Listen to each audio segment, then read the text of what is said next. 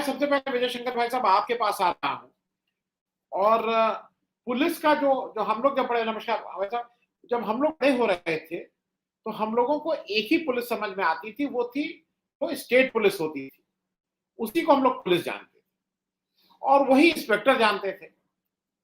और केंद्र की जो भी होती थी उसको हम लोग सेना समझते थे कि जो केंद्र के पास सेना, स्टेट के पास पुलिस। और वो जब बाद में बड़े और हुए तो समझ में आया कि नहीं, एक इंस्पेक्टर राज भी होता है और इंस्पेक्टर जरूरी नहीं है पुलिस का हो, वो इंस्पेक्टर कहीं का भी हो, उसको आपको वही इज्जत और सम्मान देना पड़ेगा जो पुलिस वाले इंस्पेक्टर को देना है। क्योंकि वो चाहे बिजली वाला इंस्पेक्टर हो, चाहे वो बाट एवं माप नियंत्रक का इंस्पेक्टर हो, वो सब लोग वही इंस्पेक्टरी राज है और कभी कभी वो पुलिस वाले से बहुत ज्यादा सख्त भी होते थे। इसको इसी बात से शुरू कर रहे हैं विजय शंकर साहब कि पुलिस जो पर से ये एक स्टेट सब्जेक्ट है, इसकी कुछ कुछ परिभाषाएं आज बदल के सेंटर में भी आ रही हैं, लेकिन आप इसको एज अ सिटीजन, आप पुलिस में भी काम किए, लेकिन एज अ सिटीजन आप पुलिस को किस रोल में देखते हैं, क्या है पुलिस का रोल? तो हम पुलिस, नमस्कार, जब हम पुलिस की बात करते हैं तो आपके सामने या हमारे सामने या किसी के भी सामने जो छवि आती है वो पुलिस स्टेशन की आती है, थाने की छवि आती है, थाने के सब इंस्पेक्टर, इंस्पेक्टर और सिपाहियों की छवि आती है। और बेसिक पुलिसिंग वही है जिसका काम है सीआरपीसी के अंतर्गत जो भी उसको अधिकार प्राप्त है उसे लागू करना। वो कानून के द्वारा गठित की गई है, कानून लागू करने के लिए गठित की गई है और किस कानून को कैसे लागू किया जाए उसके लिए भी उसके पास कोई और ऑप्शन नहीं है सिवाय इसके कि कानून की किताबों में ही सब कुछ लिखा है कि आप इस मुलजिम को गिरफ्तार करेंगे तो कैसे करेंगे, मजिस्ट्रेट के यहाँ भेजेंगे तो कैसे भेजेंगे, जेल जाएगा तो कैसे जाएगा, पूछताछ करेंगे तो कैसे करेंगे, चार्जशीट लगाएंगे तो कैसे लगाएंगे, चार्जशीट नहीं लगाएंगे तो कैसे लगाएंगे और सजा दिलाएंगे तो कैसे दिलाएंगे। बहुत कुछ स्कोप उसमें, किसी डिस्क्रिप्शन जिसको हम लोग कहते हैं कि हमारी मर्जी है कि हमने ये बयान नहीं लिया, उसमें नहीं चलता है, आपको लेना ही पड़ेगा। तो बेसिकली पुलिस का गठन में जो हम लोग के दिमाग में आती है वो यही पुलिस आती है। अब रहा सवाल सेंट्रल पुलिस का, जैसे सीआरपी है, बीएसएफ है, आईटीबीपी है, ये सब शांति व्यवस्था बनाए रखने के लिए फोर्सेज हैं जो जरूरत पड़ने पे उस समय हमें मिलती हैं जब कभी शहर या देश में बहुत बड़ी कोई वारदात हो जाए, कानून व्यवस्था की स्थिति उत्पन्न हो जाए, दंगे हो जाए, चुनाव हो, वीआईपी मूवमेंट हो, कोई अंतर्राष्ट्रीय परिस्थितियों के कारण कोई आपदा आ जाए, कोई वैश्विक आपदा आ जाए, तो उसमें उनका इस्तेमाल होता है। लेकिन उसके बावजूद भी थाना पुलिस ही सुप्रीम रहती है। तो जब हम पुलिस कहते हैं तो वो थाना पुलिस ही होती है। अब रहा सवाल दूसरा कि किसके लिए बनी है। पुलिस बेसिकली कानून को लागू करने के लिए बनी है, इसमें कोई और कंफ्यूजन नहीं है। चूंकि जब सत्ता सरकार की है, डीजीपी भी सरकार के ही एक अंग है और सरकार के द्वारा नियुक्त एक सरकारी अधिकारी हैं और राज्य के वरिष्ठतम पुलिस अफसर हैं, तो जाहिर है कि उनका रुझान सरकार की तरफ रहेगा। लेकिन मैं इसमें 2 मिनट के लिए मैं बता देना चाहता हूँ, एक इसी से बड़ा रोचक प्रकरण है। 2015 में जब केरल में सरकार बदली थी और कांग्रेस को हराकर कम्युनिस्ट पावर में आए थे, तो उस समय जो डीजीपी थे उनका स्थानांतरण सरकार ने कर दिया था और चीफ सेक्रेटरी का भी। दोनों लोग हाईकोर्ट चले गए और हाईकोर्ट ने चीफ सेक्रेटरी का स्थानांतरण तो नहीं रोका, लेकिन डीजीपी के स्थानांतरण को रोक दिया और ये कहा कि डीजीपी का स्थानांतरण सरकार के बदलने पर नहीं किया जा सकता है। सरकार ने तर्क दिया था कि इनके स्थानांतरण न करने से हमें सरकार की नीतियों को लागू करने में दिक्कत होगी, क्योंकि पिछली सरकार द्वारा गठित किए गए हैं। इस पर हाईकोर्ट ने यह कहा कि पुलिस का काम सरकार की नीतियों को लागू नहीं करना है, पुलिस का काम लॉ ऑफ द लैंड को लागू करना है, कानून को लागू करना है। चीफ सेक्रेटरी का काम दूसरा है। चीफ सेक्रेटरी सरकार की नीतियों को लागू करता है, इसलिए उसको आप जो मर्जी वो बदलिए, लेकिन पुलिस पर यह नहीं कह सकती कि हमारी मंशा के अनुरूप नहीं कार्य करेगा। आपकी मंशा नहीं है, मंशा कानून को लागू करने की है। लेकिन बहरहाल वो बहुत स्टैंड नहीं किया, उन्होंने खुद ही अपना सहानुभूति याचिका वापस ले ली, सुप्रीम कोर्ट नहीं गए। तो अब मेरा ये कहना है कि इसीलिए एक कंफ्यूजन लोगों के मन में नहीं रहना चाहिए कि पुलिस सरकार की है या मंत्री जी की है या जिले के महत्वपूर्ण विधायक की है या विरोधी दल की किसी की है।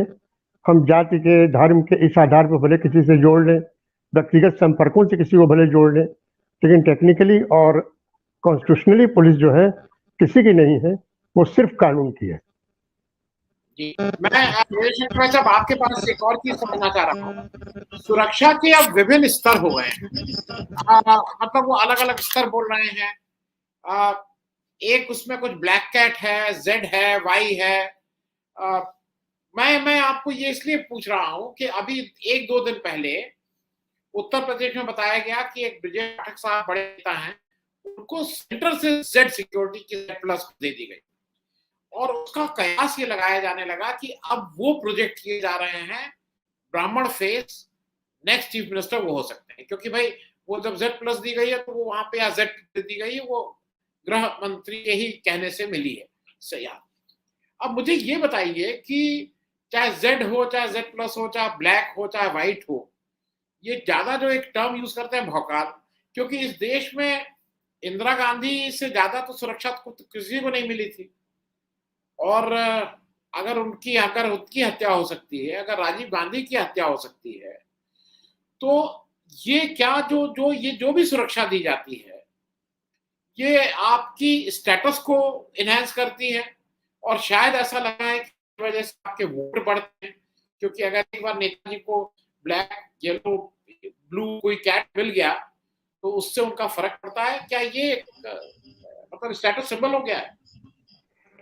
अभी जो प्रबल ने जो बात कही है कि कभी कभी ये लगता है कि ये भौकाल के लिए सुरक्षा लेते हैं, इस बात में भी काफी कुछ तथ्य है। दूसरी बात, X, Y, Z और Z स्पेशल कैटेगरी जो बनी है, ये सुरक्षा के मानक तय किए गए हैं कि X में 1 गनर होगा, Y में 2 गनर होंगे, Z में घर में भी गार्ड होगा और Z स्पेशल में स्कोप भी रहेगी और घर में गार्ड रहेगा ही रहेगा। बेसिकली जो सुरक्षा का सिस्टम बनाया गया है वो ये है कि सुरक्षा अधिकारी यानी सुप्रिटेंडेंट ऑफ पुलिस, जो उस समय सिक्योरिटी डिपार्टमेंट की तरफ से, जैसे अगर मिस्टर X को सुरक्षा चाहिए, तो आवाज मेरी आ रही है? जी जी, आवाज आ रही है। हाँ, तो अगर उसको सुरक्षा चाहिए तो उसका आकलन करता है कि इसका थ्रेट परसेप्शन कितना है, इसको डर किससे है और डर कितना है। थ्रेट परसेप्शन के हिसाब से ही वो उसकी सुरक्षा की रिकमेंडेशन सरकार को करता है और सरकार स्वीकार करती है। एक तो ये रास्ता है। दूसरा ये रास्ता है, मैंने जो रास्ता बताया ये तो सैद्धांतिक रास्ता है। व्यवहारिक रास्ता ये है कि सरकार ने तय कर लिया कि प्रबल प्रताप जी को सुरक्षा चाहिए और सरकार ने कह दिया कि भाई आप इनको जेड कैटेगरी सुरक्षा दीजिए। तो वो जो ऊपर से कहा जाता है जेड कैटेगरी सुरक्षा दीजिए, तो मैं नहीं समझता कि कोई अधिकारी सरकार से ये कहेगा कि नहीं साहब, इनको इतनी सुरक्षा की जरूरत नहीं है, इनकी सुरक्षा का मानक कम कर दीजिए। तो फिर कोई रिस्क लेना नहीं चाहता। यदि कुछ हमला हो गया तो उस अधिकारी के ऊपर आएगा कि भाई मैं तो पहले ही कहा था कि आप इसको जेड दीजिए, आप ही लेके कहने की इतनी जरूरत नहीं है। ऐसी स्थिति में फिर जो ऊपर से आता है वो बना के दे दिया जाता है। जाहिर है जिसका प्रभाव सरकार में रहेगा, जिससे आज अगर मैं सरकार के लिए महत्वपूर्ण हूँ और कहूँ कि साहब मैं अपनी नौकरी के बाद चुनाव के लिए कुछ करना चाहता हूँ और सरकार से कहूँ और सरकार समझती है कि मान लीजिए मैं पूर्वांचल का हूँ और एक पर्टिकुलर कास्ट का हूँ जहाँ पर कि मैं घूम सकता हूँ, तो हो सकता है मुझे भी उस सुरक्षा की व्यवस्था दे दें। मैं से मेरा मतलब विजय शंकर सिंह नहीं, किसी भी आदमी से। तो ये दोनों ही बातें हैं। वो बात सही है कि काफी कुछ इसका फायदा भौकाल बनाने के लिए भी होता है, ये भी बात सही है। लेकिन सुरक्षा की जरूरत इसलिए भी है कि कभी कभी उस व्यक्ति को खतरा हो न हो, अगर उस व्यक्ति के साथ कुछ हो गया तो उसका असर बहुत कुछ बाहर पड़ता है, शहर में पड़ता है। तो उन सबको बचाने के लिए बेहतर ये होता है कि उसको सुरक्षा व्यवस्था दे दी जाती है ताकि कम से कम वो इस खतरे से बचा रहे। जी नहीं, लेकिन विजय शंकर भाई ये बताइए, मैं एक आध लोगों को जानता हूँ, ज्यादा को तो नहीं, जो मना करते हैं कि मुझे ये सुरक्षा नहीं चाहिए, लेकिन चूंकि वो एक नजर रखना भी रहता है, सरकार को ये आराम रहता है कि जरा पता रहता है किससे मिल रहा है, कौन मिल रहा है, कौन आ रहा है, कौन जा रहा है, तो कहते नहीं नहीं, सुरक्षा तो आपको हम देंगे ही देंगे। कुछ इस तरह की भी एक बात है।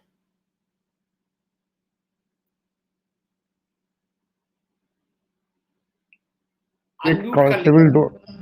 हाँ, हमने कर लिया अनम्यूट। आ रही मेरी आवाज?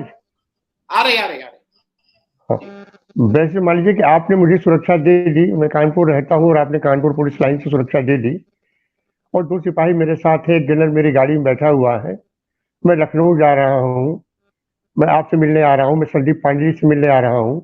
तो अगर वो कोई जानना चाहे और उसे इस काम पर लगा दे कि भाई देखिए आज कहाँ कहाँ गए थे, तो बता देगा कि साहब शाम को 4 बजे संदीप पांडे जी के घर पे थे, 1 घंटा रहे।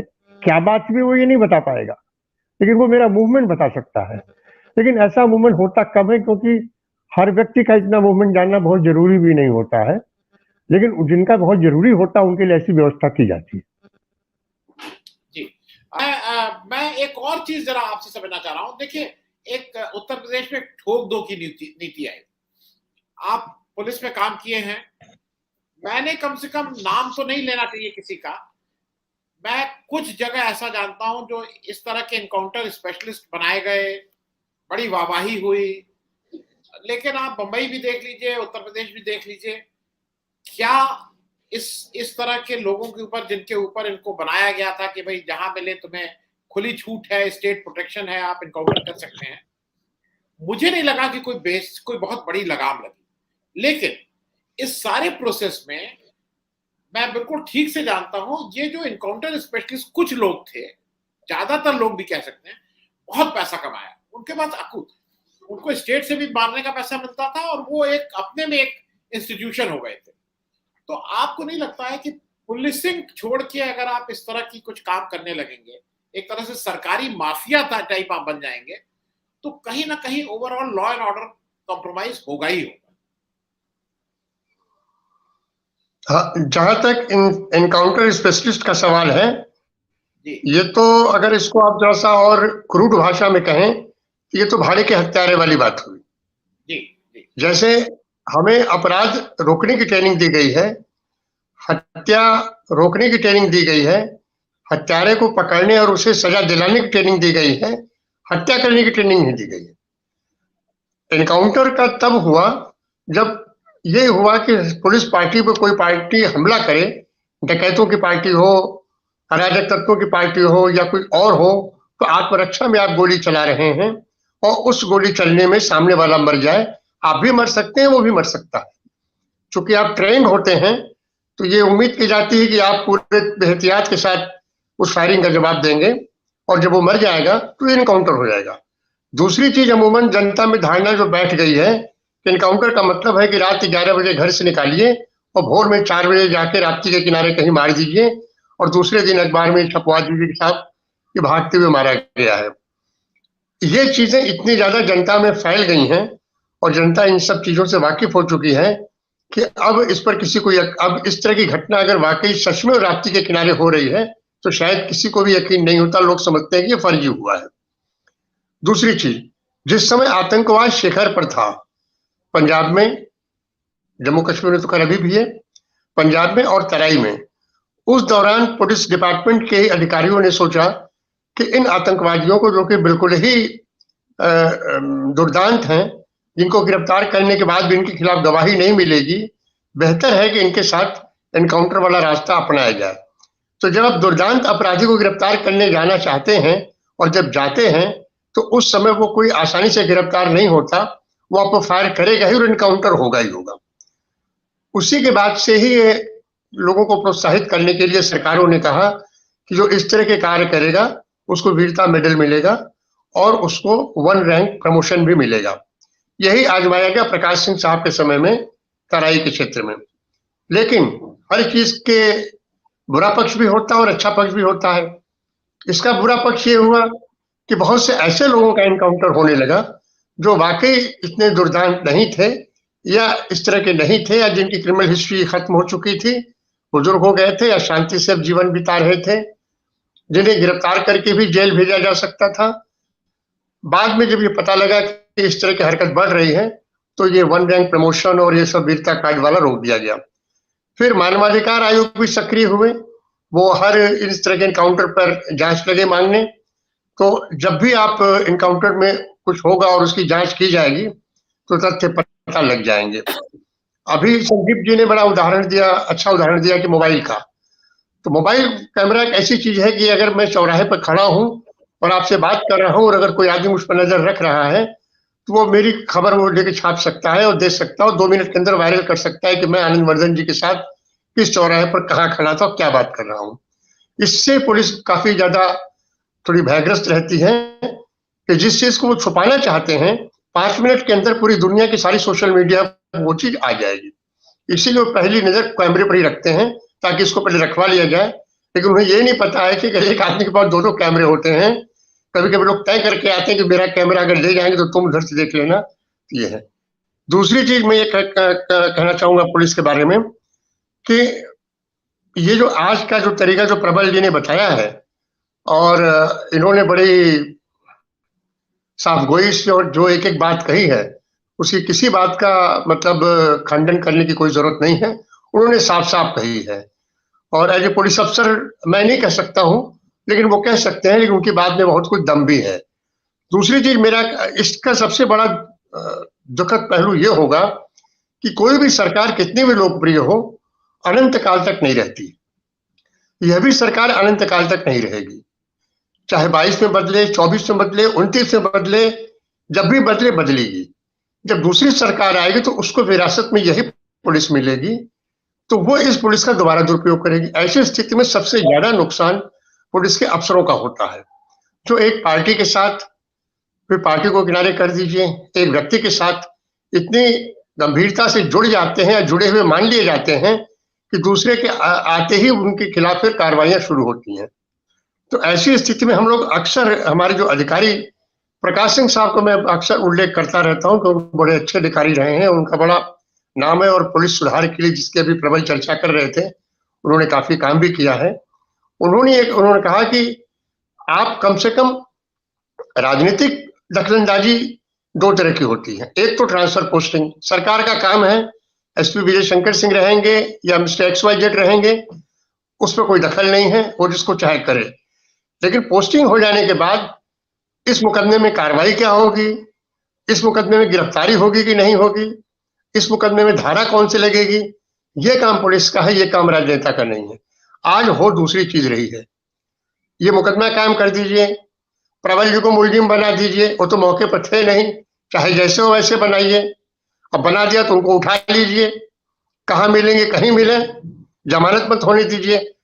तो जो पुलिस के प्रोफेशनलिज्म में राजनीतिक हस्तक्षेप है ये सारी समस्या की जड़ है। इसका निराकरण सरकार करे न करे अफसरों को खड़ा होना पड़ेगा। मैं एक उदाहरण देता हूं, जैसे श्यामीरा सिंह एक पत्रकार हैं, सोशल मीडिया पे मथुरा के हैं, उन्होंने एक ट्वीट किया त्रिपुरा इज बर्निंग। इस पर उनके खिलाफ एक UAPA का मुकदमा लग गया। सुप्रीम कोर्ट की 50 रूलिंग्स ऐसी हैं कि केवल कहने के आधार पर आपके ऊपर न तो देशद्रोह का मुकदमा लग सकता है न UAPA का मुकदमा लग सकता है, अनलेस कि आप ऐसी किसी एक्टिविटी में लिप्त नहीं है। तो अब मुझको ये बताइए कि जिस थाने ने मुकदमा लगाया होगा, जिस दरोगा जी ने मुकदमा लगाया होगा, उन्होंने अपनी मर्जी से नहीं लगाया होगा, उनसे कहा गया होगा कि आप लगाइए। क्या त्रिपुरा के DGP साहब में इतना साहस नहीं था कि वो मुख्यमंत्री से कह सकते थे कि सर इसमें ये मुकदमा नहीं लगेगा, और कोई मुकदमा लगाना हो, जैसे IT एक्ट का मुकदमा लग सकता है, बाकी चीजें अगर कुछ हो जांच कर सकते हैं, लेकिन ये मुकदमा नहीं लगेगा। लेकिन ऐसा कहने का साहस नॉर्मली अब बड़े पुलिस अफसर नहीं कर पा रहे हैं। क्यों नहीं कर पा रहे हैं? या तो उनकी अपनी कमी है, या सरकार का इतना भय है, या सरकार के आगे बिल्कुल साष्टांग है। जो भी हो, तो जब तक कि सिस्टम का नेतृत्व अपने सिस्टम के इंडिपेंडेंस के लिए, सिस्टम को कानूनी रूप से चलाने के लिए तैयार नहीं होगा, खड़ा नहीं होगा, तब तक पुलिस को अपनी दुर्गति झेलनी पड़ेगी। ऐसा बिल्कुल नहीं है कि जो प्रबल जी कह रहे हैं वो हम लोग के लिए बहुत अच्छी चीज है, वो बहुत बुरी चीज है। वो यही नहीं कह रहे हैं। ये चीजें मैं अपने गांव में जाता हूं तो वहां भी सुनने को मिलता हूं। अभी अपने गांव में जाता हूं और उनसे जो पूछता हूं कि भाई थाने का क्या हालचाल है, तो यही बात वो भी बताते हैं और कभी कभी कहते भी हैं कि आप मेरे लिए फोन कर दीजिए, फिर ये भी कह देते हैं कि आप रहने दीजिए, हम करा लेंगे। कैसे करा लेंगे मैं भी जानता हूं, वो भी जानते हैं। तो ऐसी स्थिति में अगर इस सिस्टम को सुधारना है और पुलिस तंत्र को सुधारना है, तो पुलिस का जो नेतृत्व है निश्चित रूप से डीजीपी हैं, एडिशनल डीजीपी हैं, आईजी हैं, इन लोगों को कम से कम आत्ममंथन करना पड़ेगा और सोचना पड़ेगा कि कहीं न कहीं तो वो ये कहें कि ना अब इसके आगे नहीं, ये उनको करना पड़ेगा। जी। मैं एक विजय शंकर भाई एक और चीज बताऊं, कभी-कभी जो पैरवी होती है ना, अब हाल के दिनों में लोग कहते हैं कि मत पैरवी करिए, क्योंकि अगर जानने वाला बैठा है तो वो बिना पैसा लिए करेगा नहीं, आपसे पैसा लेगा नहीं, तो मेरा काम ही नहीं होगा। तो इससे बेहतर है कि पैसा देके काम कराओ। आपने कहीं फोन कर दिया तो वो ना पैसा लेगा ना मेरा काम करेगा, ये भी एक मुश्किल आ गई है और ये बहुत जगह है। बहुत बहुत धन्यवाद इस सेशन में ज्वाइन करने के लिए।